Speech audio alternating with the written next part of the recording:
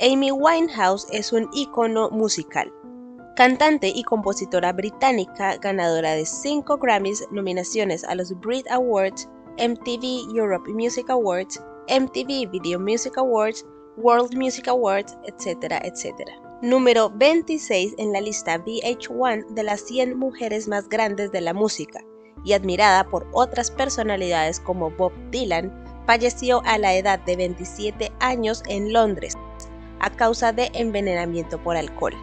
Esto el 23 de julio del 2011. Le dejó una fortuna a sus padres Mitch y Janis de 5.3 millones de dólares y desde entonces artistas como U2, Lady Gaga, George Michael, Green Day, entre muchos otros le han rendido tributo. Cuando una tragedia de este tipo ocurre, lo normal en la naturaleza del ser humano es que busque algún culpable para señalar. ¿Hay acaso algún culpable tras la muerte de personajes como Kurt Cobain, Whitney Houston, Chris Cornell, Chester Bennington o Taylor Hawkins? ¿Puede haber acaso algún culpable tras enfermedades tales como la adicción o la depresión? Es una pregunta complicada y tal vez en este video encontremos alguna respuesta, o puede que no, ya que en el caso de Amy Winehouse pareciera que sí hay un claro culpable. Blake Fielder Civil, ex esposo de Amy. Bienvenidos una vez más a mi canal. Hoy vamos a hablar de la relación que acabó con Amy Winehouse. Antes de comenzar quiero aclarar que sí, Amy era mucho más que sus relaciones o problemas personales, pero este video no se trata de su carrera profesional, sino de eso precisamente, su vida personal. Entonces, para que no crean que no le estoy dando el lugar que ella se merece, sencillamente no es el enfoque. Habrá menciones, por supuesto, de logros en su carrera para dar contexto, pero pues por si acaso lo digo. Blake y Amy se conocieron por primera vez en el 2005, en un pub. Para ese momento, Amy Jade Winehouse tenía 22 años y estaba construyendo su carrera musical, habiendo lanzado su primer álbum, Frank, y habiendo recibido muy buenas críticas, llegando a ser platino. Aquel álbum hacía bastante referencia al desengaño amoroso que Amy había sufrido con su primer novio, el periodista Chris Taylor. Mientras tanto, Blake Fielder Civil, para ese momento con aproximadamente 23 años, había dejado el colegio y se había mudado a Londres en el 2001, durmiendo en el sillón de varios conocidos hasta que encontró un trabajo como asistente de producción para videos. La noche en la que se conocieron, compartieron unos tragos, jugaron pool y se adueñaron de la rocola del lugar. Para ese momento, Blake estaba en una relación con otra persona. Yo estaba en el bar y entró ella. Jugamos al billar y nos fuimos a otro pub. Luego volvimos a casa de Amy. Ambos estábamos saliendo con otras personas, pero no pensé en ello como en una infidelidad. Solo la veía como una chica muy sexy. Y yo era así. Diría el mismo Blake para el documental Amy, del 2015. Blake ya se caracterizaba por ser mujeriego, fiestero y tener un problema con las drogas. Amy, por el contrario, tenía una personalidad completamente opuesta, siendo muy dulce, carismática y con una mente muy brillante. Sin embargo, tenía problemas de autoestima y al igual que Blake, era muy joven. A pesar de ambos estar en otras relaciones, a tan solo un mes de conocerse, Blake y Amy comenzaron una relación formal. Durante aquel primer verano en el que se conocieron, no se separaron uno del otro, y Amy se enamoró u obsesionó tanto con Blake que al mes de conocerlo se tatuó su nombre en el pecho izquierdo y él se tatuó Amy en su oreja. Me gustaba hacerme daño y creo que a Amy también, contaría Blake y haría la comparación diciendo que aquello lo llevaban en los genes.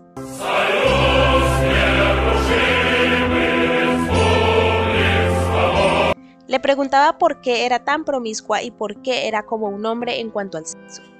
Porque, según él, ser promiscuo era indicativo de que alguien ha vivido un episodio traumático, quizá de índole sexual, y que tenía sentido el comportamiento de Amy.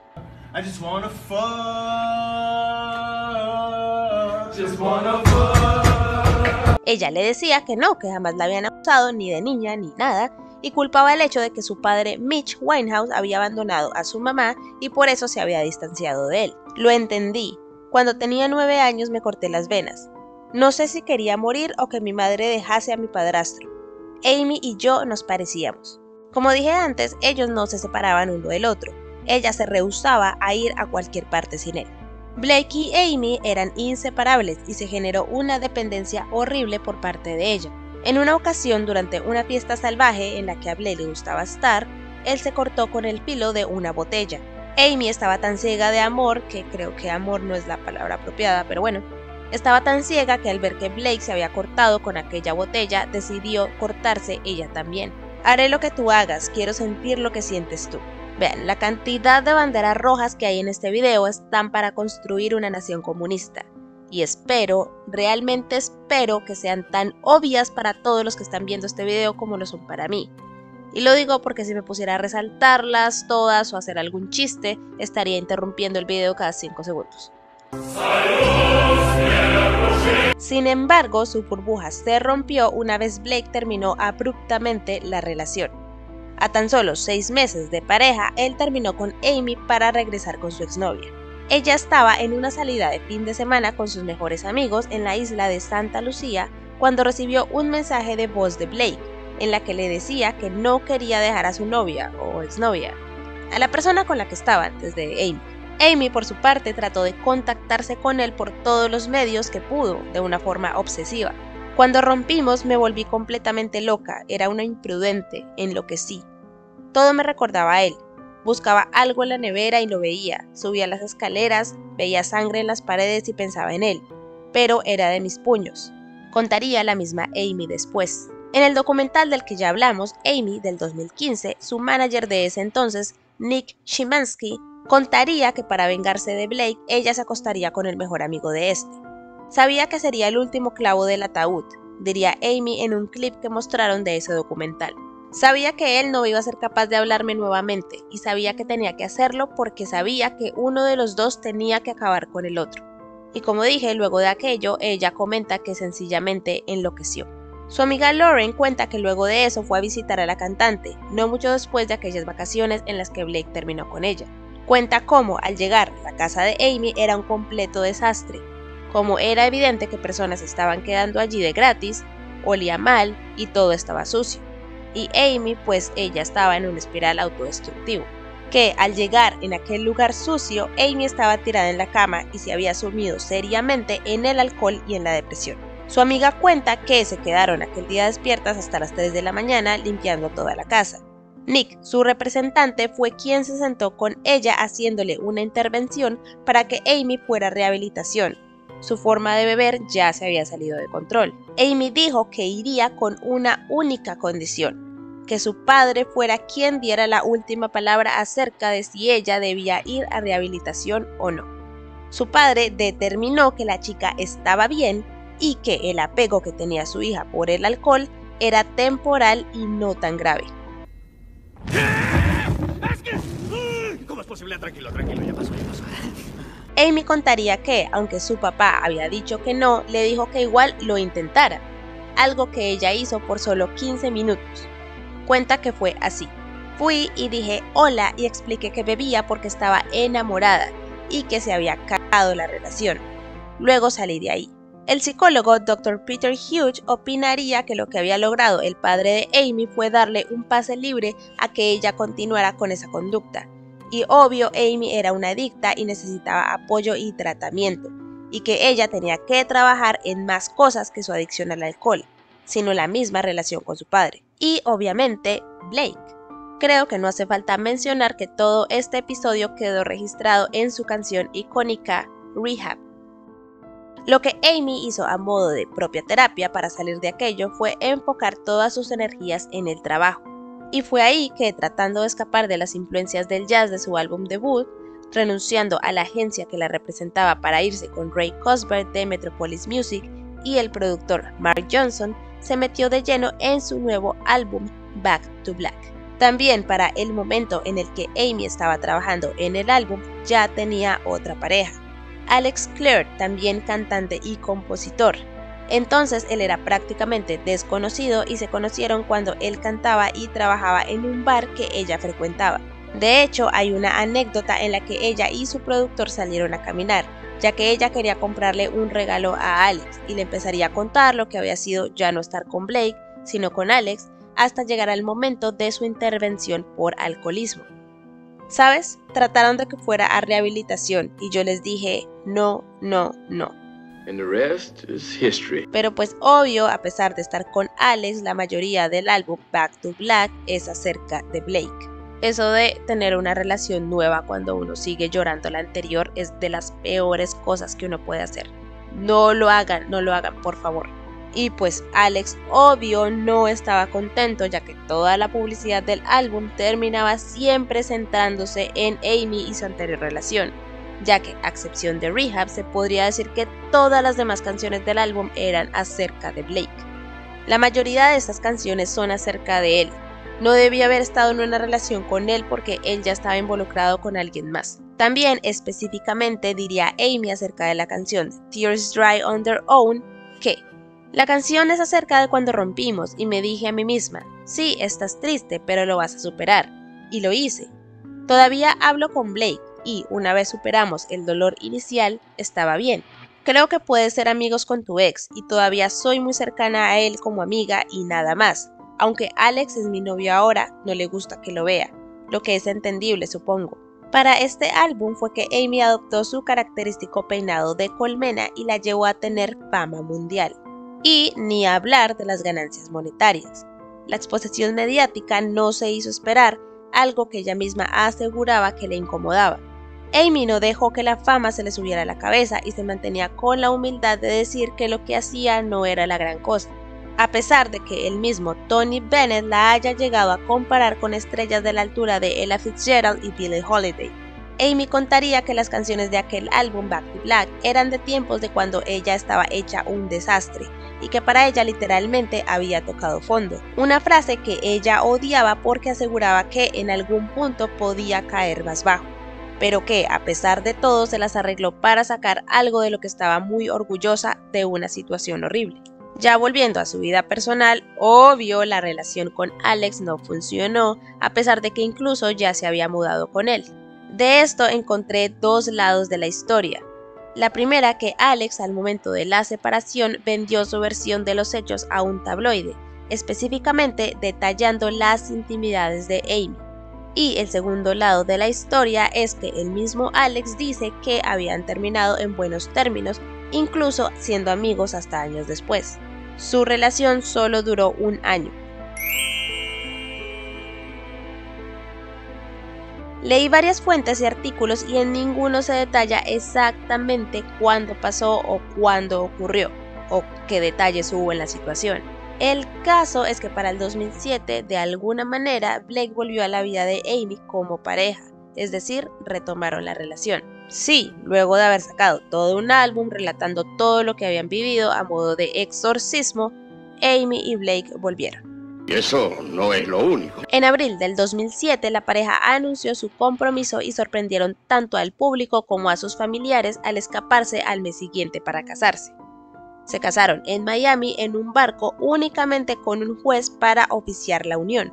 Cuentan que en un video filtrado de su boda se escucharía a Blake diciendo: ¿quién está pagando por esto? Yo estoy quebrado. Lo que iniciaría especulaciones de que él estaba con ella solo por dinero, algo que siempre negó. Ahora, su manager Nick, de quien ya hablamos, dijo lo siguiente acerca de cuando ellos dos se conocieron, pero me parece el momento adecuado para traerlo ahora. En el 2007, para The Times, Nick diría: Amy cambió de la noche a la mañana luego de conocer a Blake. Empezó a sonar diferente, su personalidad se volvió más distante, y me pareció a mí que se estaba metiendo drogas. Cuando la conocí, ella fumaba marihuana, pero ella pensaba que las personas que metían drogas de alto nivel eran estúpidas. Ella se solía reír de ellos. Bueno, ¿y por qué lo traigo a colación ahora? Porque, según, en cuestión de semanas de haber regresado de su boda, Amy probó crack, cocaína y heroína por primera vez. Esas eran las drogas favoritas de Blake. Cometí el peor error de mi vida al meterme heroína frente a ella, diría. La introduje a la heroína, crack, cocaína y la autoflagelación. Me siento más que culpable. En otra versión, Blake admitiría que le gustaban aquellas drogas ya que anulaban cualquier sentimiento negativo, y que Amy las probó con él, enganchándose ambos enseguida. De Amy se dice que tuvo una presentación poco después de su matrimonio con Blake y que el cambio fue inmediatamente notorio. que claramente se veía ebria o algo parecido desde el momento que pisó el escenario. Se describe como que ella se tambaleaba, decía groserías y tenía una bebida en su mano durante todo el tiempo, que hasta se le olvidaba la letra, y todo este desastre el público lo notó. El público estaba claramente incómodo y frustrado, un espectáculo muy incómodo de ver. Una anécdota en particular ocurrió en septiembre de ese mismo año. Para una presentación en Londres en la que Amy invitó al mítico Prince a cantar Love is a Losing Game, al terminar la presentación fueron al camerino de Prince y Blake, quien estaba ahí, cambió la atmósfera completamente. Blake estaba con molestia, paranoia y se encerraba en el baño para meterse drogas. Prince, supongo que por ser Prince, tenía un montón de dinero ahí encima del vestidor, en el tocador para maquillaje, y a nadie le parecía importar. Para contexto, todo esto lo cuenta un amigo de Amy, Tyler James, en su libro My Amy, The Life We Share. Ya cuando todo el show terminó y todos estaban en el auto, Blake hace un chiste de cómo se robó todo el dinero del tocador de Prince, que ante esto Amy no le dio importancia. Su amigo cuenta que él sabía que ella sabía lo mal que estaba aquello, pero que frente a él solo le dio por reírse porque era una situación incómoda. Además, Blake había robado también unas brochas de Prince. Phil Griffin, un trabajador de Prince y quien había organizado la presentación entre los artistas, contactó a Tyler James al día siguiente para contarle que por el robo lo habían acusado a él, ya que era nuevo trabajando con Prince y que por eso lo habían despedido. Amy tuvo que llamar al cantante para disculparse y prometerle que le iba a devolver el dinero. Prince le dijo a ella que el dinero no le importaba, pero que lo malo era la mala experiencia que había tenido Phil con su equipo de seguridad. Griffin comentaría que luego de aquel incidente, Prince lo contactaría en varias ocasiones preguntando si había algo que él pudiera hacer para alejar a Amy de Blake, ofreciendo incluso un avión para recogerla y separarlo de ella. Y no era para menos. La pareja comenzó a hacerse conocida por sus peleas en público y comportamiento errático. En algún momento, Amy fue fotografiada cubierta de moretones y rasguños, y manchas de sangre en sus zapatos. Blake también tendría arañazos en la cara. El hermano de Blake, Harry Fielder Civil, diría para el Washington Post en el 2015, parecían empeñados en destruirse el uno al otro y no les importaba arrastrar a otros con ellos. Era como ver dos trenes a toda velocidad precipitarse uno hacia el otro antes de un choque violento. En una ocasión, Amy tomó un pedazo de espejo roto y se escribió "Amo a Blake" en su estómago. En ese mismo verano, luego de su matrimonio, es decir, un par de meses después, Amy estuvo a punto de sufrir su primera sobredosis. Tuvo que ser llevada de urgencia al hospital para hacerle un lavado de estómago luego de una espiral de heroína, ketamina, cocaína y éxtasis. Luego de eso se internó junto con Blake en un centro de rehabilitación ubicado en la isla de Osea. 6 meses después de haberse casado, Blake fue arrestado y enviado a prisión por haberse unido a una paliza que le propinó a un propietario de un pub y posteriormente ofrecerle un soborno para que no testificara en su contra. 27 meses pasó en prisión. Entre tanto, Amy se la pasó recolectando los frutos de su éxito, premios, nominaciones, millones de ventas, etc., incluyendo un premio Grammy que le dedicó a sus padres y a Blake. Dato curioso, ella no pudo ir a la ceremonia porque le negaron la visa, por eso la reacción fue en un evento en Londres. Pero no todo era felicidad. Obvio, no olvidemos la dependencia que tenía ella por él.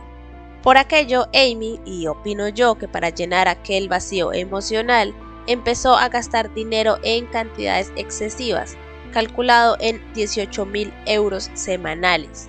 La adicción a las drogas duras no se detuvo, desarrolló bulimia y empezó a caer en una espiral peor que cualquiera anteriormente, y como mencioné antes, ya su carrera musical se comenzaba a ver afectada.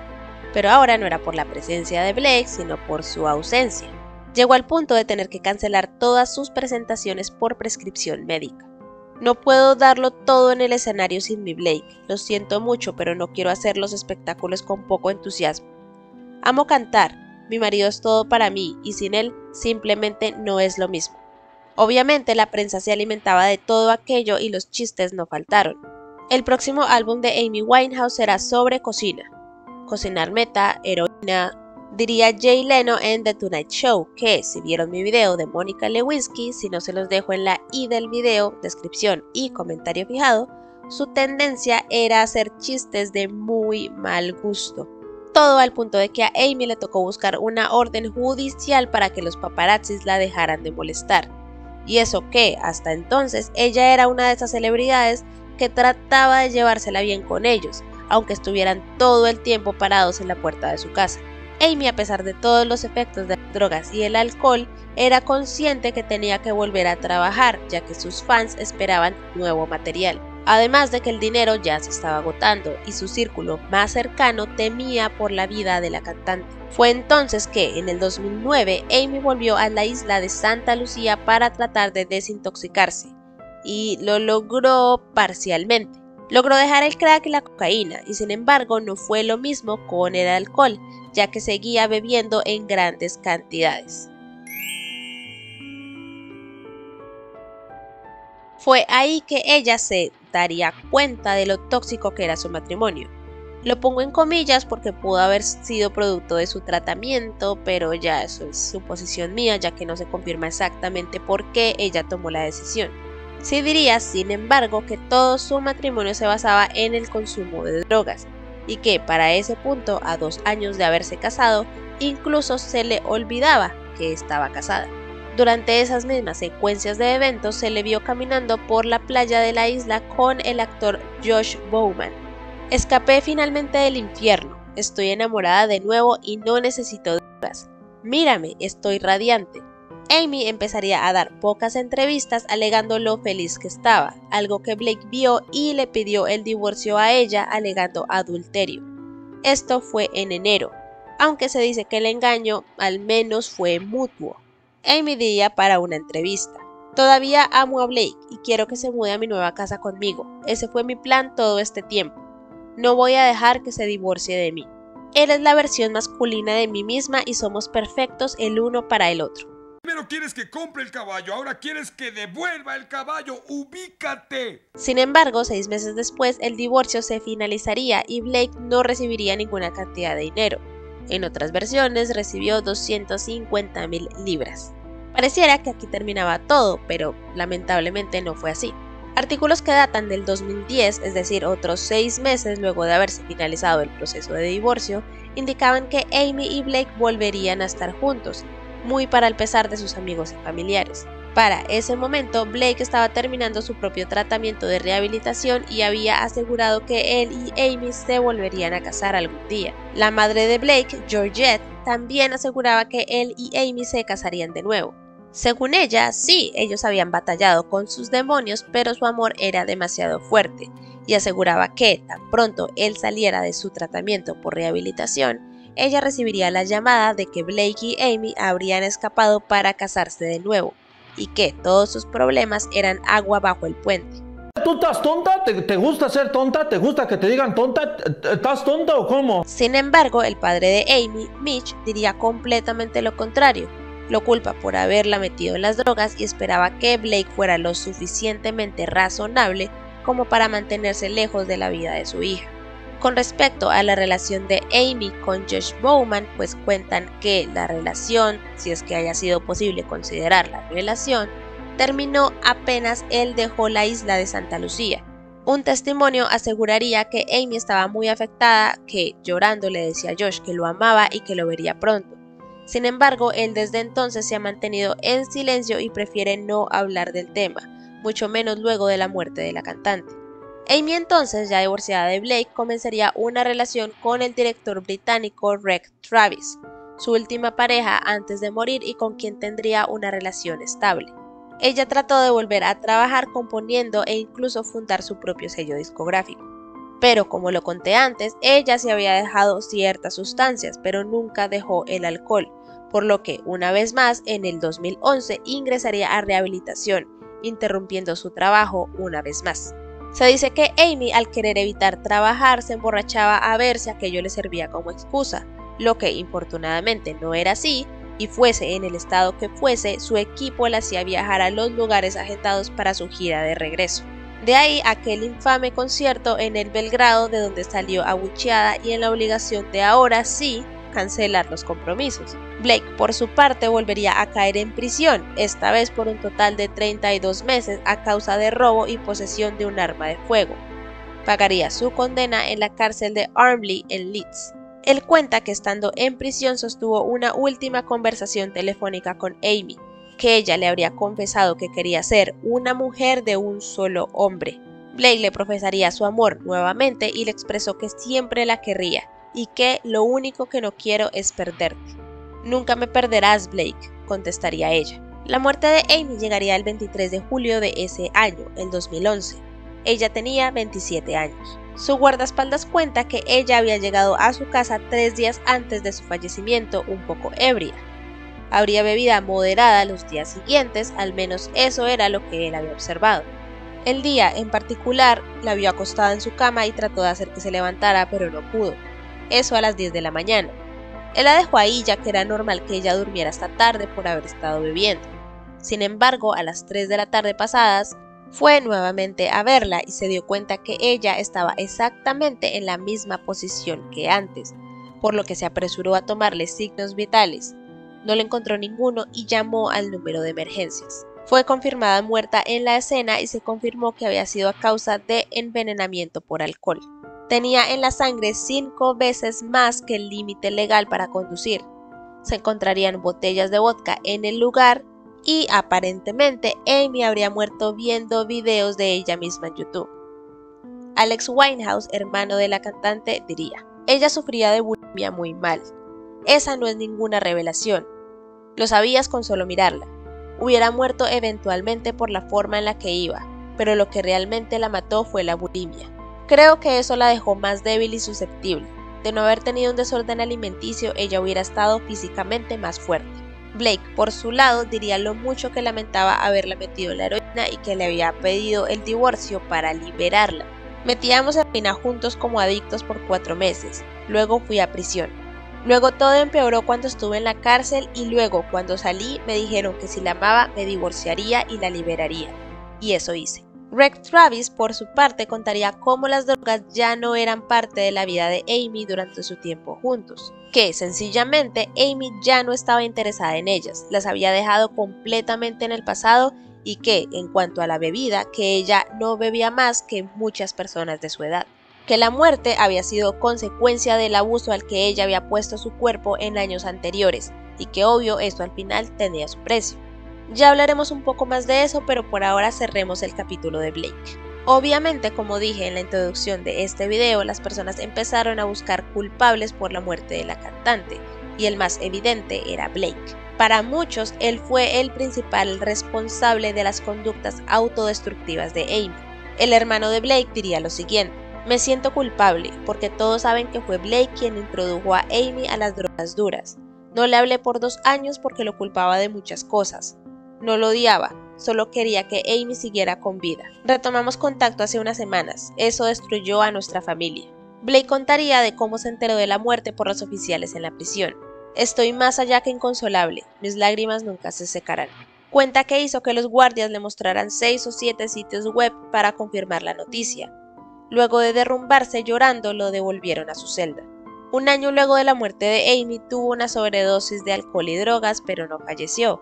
En 2018 se metió en problemas legales con el padre de Amy, ya que quería hacer una gira de conciertos usando un holograma de la cantante.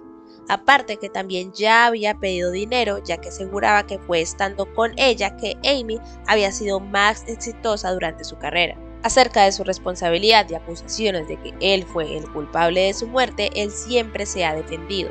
Yo no creo que la arruiné, no. Creo que nos encontramos y algunas personas tienen que darse cuenta que ella tenía otras adicciones antes de conocerme. Dice que Amy no era feliz, no estaba estable mentalmente y que le parece muy irrespetuoso que piensen que él es una especie de titiritero maquiavélico. Y a 4 años de su muerte decía lo mucho que la seguía amando. La madre de Amy ha salido en defensa de Blake diciendo que su relación estaba basada en el amor, que era íntimo y genuino. Admite lo complicado del asunto, pero que el amor era la base de todo.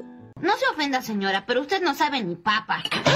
Es con Mitch, padre de Amy, que Blake no tiene una buena relación, ya que él sí lo ha acusado directamente de haber matado a su hija. Blake diría que siempre va a cargar con la culpa, pero que Amy nunca hizo nada que ella no quisiera hacer. Como quien dice, él nunca la obligó a nada. Y también tira la indirecta directa de que él es el único que ha aceptado responsabilidades de lo que se hizo cuando Amy estaba con vida. Y lo digo porque recuerden que en su momento el que le dijo a Amy que no necesitaba rehabilitación por alcohol había sido su papá, Mitch. Blake, luego de la muerte de Amy, se casó con Sarah Aspin, a quien ya había conocido en rehabilitación antes de caer en prisión por segunda vez. Con ella había tenido un hijo. Es decir, él aseguraba querer volverse a casar con Amy teniendo un hijo con otra mujer. También le pagó a unos paparazzis para que lo fotografiaran visitando la tumba de Amy, algo que, dice él, se arrepiente. Con Sarah tuvo 2 hijos, pero se terminaron divorciando y ahora tiene otra relación con otra mujer llamada Bay Wright, y dicen que están comprometidos. Y pues desde entonces ha mantenido un perfil bajo. Ya para terminar y dar mi conclusión, porque realmente soy incapaz de hacer videos cortos, nos adentraremos un poco más acerca de lo que dijo el hermano de Amy, de cómo no fue el alcohol sino la bulimia lo que acabó con ella. Su familia asegura que sus problemas de sustancias se incrementaron en el 2006, luego de morir la abuela de Amy, esto cuando ya había lanzado Back to Black. Se le diagnosticó con depresión, además del autoflagelo que cometía y problemas alimenticios. También ella misma decía que era maníaco-depresiva y no alcohólica, e incluso hubo un reportaje llamando la atención a la salud mental de ella en una época donde aún había mucho tabú y desconocimiento del tema. Además del alcohol, heroína, éxtasis, cocaína y ketamina, con el tiempo crack cocaína y Valium se agregarían a la lista. A pesar de que su padre llegó a mudarse con ella e idas y venidas de rehabilitación, desarrolló un comportamiento violento con Blake y con los demás. Sí, eventualmente habría dejado las drogas, pero nunca pudo abandonar el alcohol. Se intentó, pero desarrolló un problema de ansiedad por abstinencia y a pesar de que se sometió a varios exámenes psiquiátricos y psicológicos, se rehusó a ir a terapia o buscar tratamiento. Ya con respecto a la violencia, Blake no fue el único en meterse en problemas legales. En 2006, Amy golpeó a una fan en la cara por haber criticado su matrimonio con Blake. Luego lo atacó a él. En 2008 le dio una bofetada a un policía, pero no se presentaron cargos. Luego tuvo su segundo problema por posesión de drogas, ya que antes en Noruega ya habían con Blake sido multados. Más cargos vendrían en años posteriores. Más eventos de violencia se presentaron en varias otras personas, pero aparte de multas y 1 o 2 noches en prisión, no llegaron a nada más. Entonces, como pueden ver, lejos o no de Blake, Amy era una tormenta por cuenta propia. Tenía problemas mentales, tenía serios problemas de salud física, además de las consecuencias de sus graves adicciones a las drogas y al alcohol. Y hasta aquí la historia de Amy Winehouse y el amor de su vida, Blake Fielder Civil. Y pues, ¿qué conclusión podemos sacar de todo esto? ¿Se podría decir que él es el responsable por la muerte de ella? Por ahí leí la frase, entre todos la mataron y ella sola se murió. Amy tenía buena relación con sus padres y tenía amigos y familia que se preocupaban por ella. El problema aquí fue la ignorancia. Ignorancia a los problemas mentales que una persona, por más amada y exitosa que sea, puede tener. Y es un claro ejemplo de una persona con salud mental inestable que jamás buscó tratamiento y eso la llevó al alcohol y las drogas. Además de la dependencia emocional con una persona como Blake. Y pues él era otra persona inestable como ella y fue el detonante para que ella se hundiera más y más. Sí, él es el culpable de meter a Amy en el mundo de las drogas duras. Y si amas a alguien, uno debe tener la fortaleza de no querer que esa persona se haga daño. Pero, ¿le vamos a pedir sentido común y sentido de responsabilidad a una persona como Blake? Él no podía nivelar por sí mismo, mucho menos una persona con su mismo carácter y tendencias violentas como Amy. Y era obvio que para ellos el amor era el amor con sufrimiento de nos lastimamos pero un beso bajo la lluvia arregla todo. Que me parece muy feo llamarlo amor, pero pues bueno. Y la inacción de los allegados de Amy. Sí, hay un límite como amigos de lo que uno puede o no hacer, pero su padre decirle que no necesita rehabilitación. Su madre admite haberle visto drogas a Amy y a Blake y prefirió mirar a otro lado. Entonces se dan cuenta de lo peligroso que es la ignorancia y la indiferencia. Si Amy no hubiera conocido a Blake, ¿seguiría con vida? No sé. Díganme ustedes qué teoría tienen, ya que de no haber sido Blake, probablemente hubiera habido alguien más. O como dijo el hermano de Blake, sin él no habría probado las drogas duras que llevaron su cuerpo al extremo. Y aunque tuviera problemas con el alcohol, no estaría tan débil y Amy Winehouse seguiría con nosotros. No sé, la verdad. No sé, pero si lo supiera te lo juro que sí. Pero no sé, no se sabe. Blake no me cae bien, pero él se ha dicho que el karma le ha llegado y que tendrá que vivir toda su vida con eso. Y que incluso sus hijos tendrán el peso de toda esa historia. Entonces, al menos en eso me parece alguien medianamente sensato. Y pues ya, díganme ustedes qué opinan. ¿Fue Blake? ¿No fue Blake?